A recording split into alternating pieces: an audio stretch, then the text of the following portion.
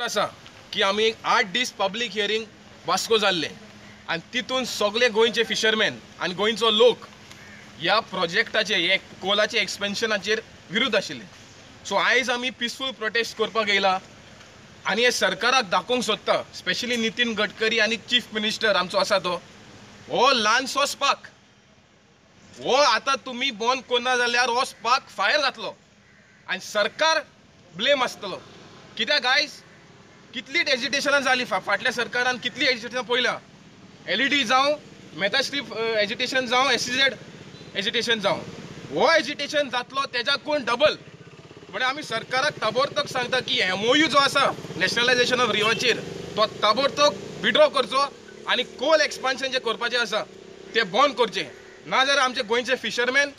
आनी गोंयचे लोक ह्या प्रोजेक्टाचेर रस्त्यार येतले आनी सरकार जबाबदार आसतलो कित्याक कितेंय लॉ एंड ऑर्डर सिट्युएशन जालें जाल्यार.